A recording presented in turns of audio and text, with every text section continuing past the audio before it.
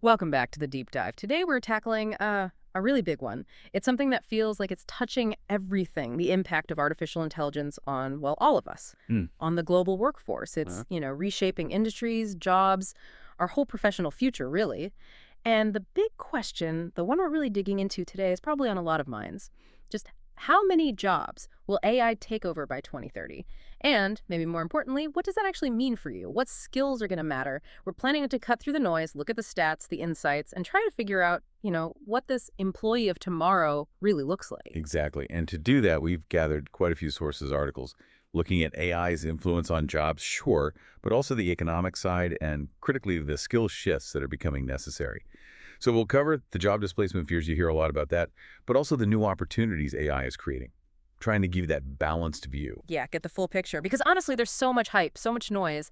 Our goal here is to give you a clear, useful take on what's coming and, crucially, how you can get ready.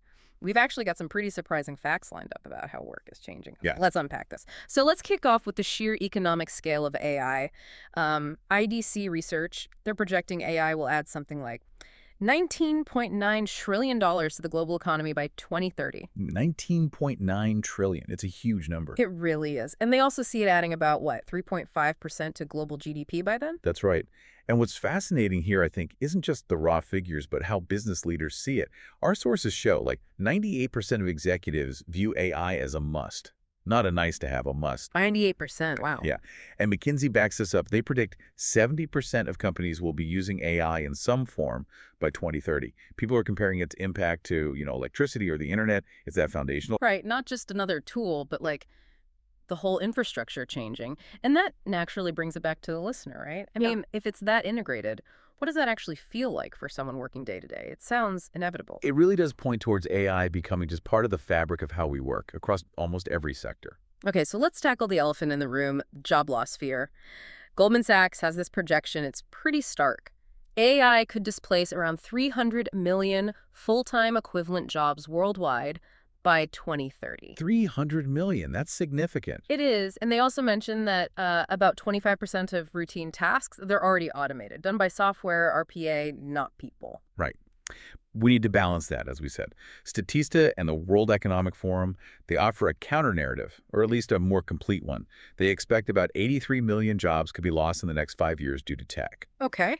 But they also see 69 million new jobs being created in that same time frame And after the AI transition settles a bit. so the net loss is, what, 14 million over 5 years? Exactly. 14 million, still a loss, yes, but maybe not the, the apocalypse scenario, some pain.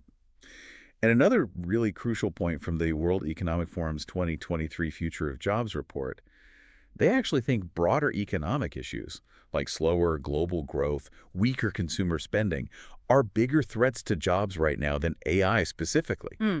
AI is a factor, definitely, but maybe not the main villain in the story of job shifts currently. That's a really interesting perspective. It really shifts the narrative away from just AI panic. It's more complex, so maybe we should be talking about it differently, more nuanced. I think so, absolutely.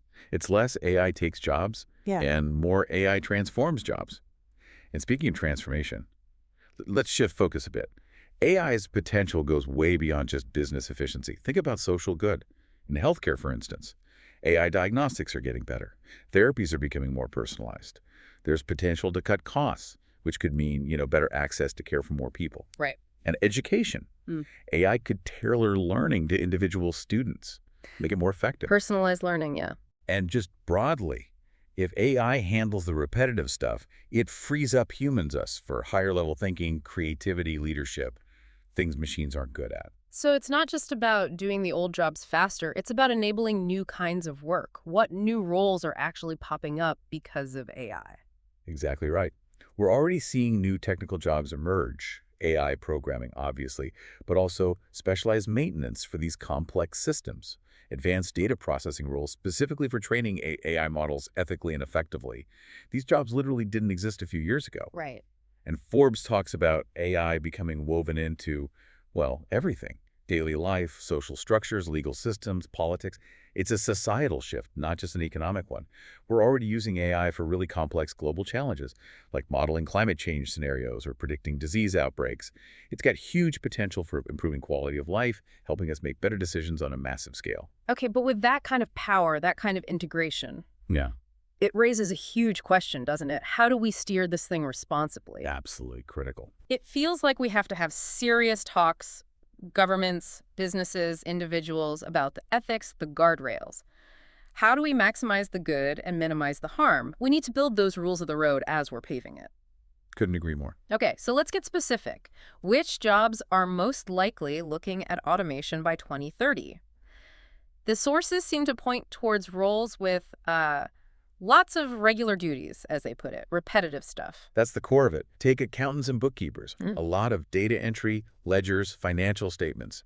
AI can automate that, sure, Right. but it can also do sophisticated fraud detection by spotting tiny anomalies in huge data sets. Humans just can't process that volume or speed. Error-free, too, potentially. Potentially, yeah. Mm. Then you have customer service reps, And answering the same questions, solving simple problems, routing calls. AI chatbots can do that instantly. 247 handle multiple people at once. It makes sense for basic queries. Okay. We're also seeing it with receptionists, AI assistants, or even robots, greeting visitors, booking appointments, handling calls. It's often about cost and efficiency for businesses there. Right. And research and analysis, this one's interesting. Machine learning can sift through data, find patterns, even do some logical reasoning way faster and cheaper than humans, especially with massive data sets. It could really change how we even collect data or form hypotheses. Mm. And one more, insurance underwriting, assessing risk, looking at applicant data credit, health, claims history. It's very data heavy. AI can crunch that data, predict risk, and set rates much more quickly. So the common thread seems to be tasks that are predictable, data-intensive, follow clear rules. If you can write down the steps clearly, AI might be able to do it. That's a good way to put it. Minimal, complex, ambiguous decision-making. All right, let's flip that coin. What about the jobs AI won't replace? Where does that irreplaceable human element come in? This is where things get really interesting, focusing on what makes us uniquely human. Think about teachers. Yes, AI can grade papers or offer resources, but can it truly motivate a struggling student? Counsel them, understand their emotions, that empathy, that unique response needed for real growth. That's human. Totally. You need that connection. Or lawyers and judges. Complex negotiations, crafting a case strategy, interpreting laws that are often gray, not black and white. That requires understanding human experience, nuance, ethics. A judge's personal judgment based on experience and understanding human behavior, AI can't replicate that, even if it helps with research. It can find the precedents, but can't argue the case or make the final call. Precisely. And leadership roles. Directors, managers, CEOs, they need that long-term vision, empathy to lead teams, collaboration skills, solving problems when the data isn't clear. Leadership is fundamentally about human interaction, relationships, coaching. AI doesn't do that. Right. Can't really inspire a team. Exactly. Even highly technical fields like medicine. Yeah. Surgeons, their expertise, their ability to react instantly and creatively to unexpected things during surgery, that intuition built over years.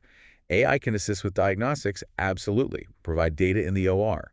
But the actual hands-on, life-or-death decision-making and skill, that's still deeply human. Adapting on the fly. Yes. And maybe counterintuitively, computer system analysts. As systems get more complex because of AI, you need humans to oversee them, troubleshoot complex issues that don't follow the script, provide that qualitative judgment, take accountability.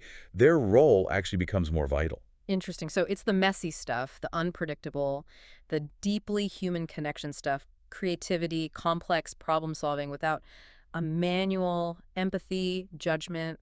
That's what's safe. That seems to be the consensus. Qualities AI just can't replicate on its own. Okay, so connecting all this, what does it actually mean for someone listening right now thinking about their own job, their career? Anish Raman at LinkedIn, he threw out this number that just floors me. By 2030, he says 70% of the skills needed for the average job will have changed. 70%. It's a massive shift. It really is. It's not just learning a new software program, it's fundamental. And Ramon's point is that the old way of judging candidates where you went to school, who, fancy job titles, he calls that broken. And AI is kind of forcing the issue, making us focus on actual skills needed for tasks, not just the pedigree. Because the tasks themselves are changing so fast. Yeah, Ellie. He sees this transformation in 4 phases. One is disruption AI getting adopted, which is happening now. 2 is that job transformation, the 70% skill shift. 3 is the creation of new roles.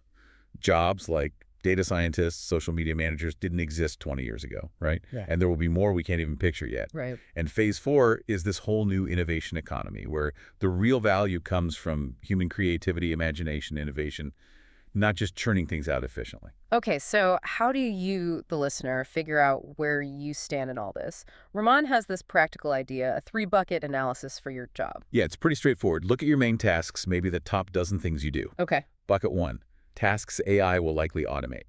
Summarizing meeting notes, maybe drafting basic emails or content templates, stuff like that. Got it. Bucket 2. Tasks you'll do with AI, collaboratively. This needs what he calls AI literacy, knowing how to use these tools effectively as partners. Okay, working alongside the machine. And bucket 3. That's the uniquely human stuff. Complex problem-solving, strategy, relationship building, creativity, the things AI can't do. Rahman says your work will increasingly focus here. And his warning is pretty stark, isn't it? If your job is mostly bucket 1. Yeah, if you're heavy on that first bucket, as he puts it, you need to be thinking about upskilling, transitioning.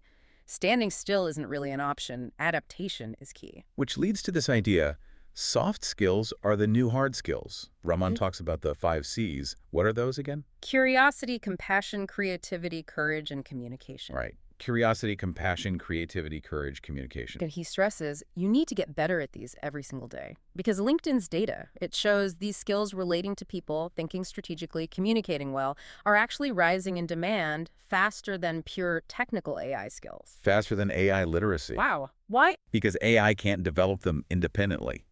It can mimic, it can process, but it can't genuinely feel compassion or have true creative insight or build trust through communication. That's human territory. That's powerful. And this ties into another big shift. The death of linear career paths. The old idea of just climbing one ladder, managing more people, Rahman thinks that's ending. So what replaces it? He talks about squiggly line careers. Yeah. Paths that aren't straight up, but involve diverse experiences, maybe across different roles, even different industries. You build this unique portfolio of skills. Like his own career, right? War correspondent, speechwriter. Exactly. It gives you more agency, focusing on skills, not just titles. It makes you more resilient. And his message is really urgent. He says this isn't an economy that's coming. It's already arrived. Yeah, no waiting around. So practical advice. Get familiar with AI tools. Play with Copilot, Gemini, GPT. Just start using them. No certificate needed, just interaction. And shift your mindset. Don't ask what's left for humans. Ask what's possible with AI for humans at work. That changes everything. Yeah, it's a much more optimistic, proactive frame. And this whole shift dramatically changes HR too. Rahman sees chief human resources officers becoming potentially as strategic as CTOs, maybe even future CEOs. Really? Why? Because HR moves from being back office admin to the strategic core of talent. Think enhanced people analytics, linking pay directly to skills, having talent experts embedded in teams to coach people's capabilities, not just manage tasks. Like that IBM example you mentioned, using an AI bot for routine stuff but tying pay to skills. Precisely. It's happening now. Companies are restructuring around skills and human potential, facilitated by AI. You know, what's really striking about all this is the opportunity it presents. It feels like, maybe for the first time, we can make work truly human-centered. Flip that old script where people were just cogs in the machine. I think that's exactly right. Yeah. AI handles the repetitive input work, freeing us for the uniquely human output. So much potential there. There's, as Rahman says, unbounded opportunity for humans if we can organize in a pro-human view around where work is going next. It's about actively shaping a future that values our unique abilities. Okay, so wrapping up this deep dive. Yeah. The big picture is AI isn't just automating, it's fundamentally reshaping work. There are challenges, absolutely, but also huge opportunities. The key takeaway feels like adapt. Keep learning, and really lean into those human skills that machines can't touch. That's not just nice advice anymore. It sounds essential. Absolutely. And maybe a final thought for everyone listening. Think about those 5 C's again. Curiosity, compassion, creativity, courage, and communication. It really raises an important question for each of us. Which of those uniquely human skills are you going to actively work on, maybe starting today, to really navigate and even lead in this new innovation economy? Something to really mull over. Embrace the change. Explore what's possible with AI. Thanks so much for joining us on this deep dive.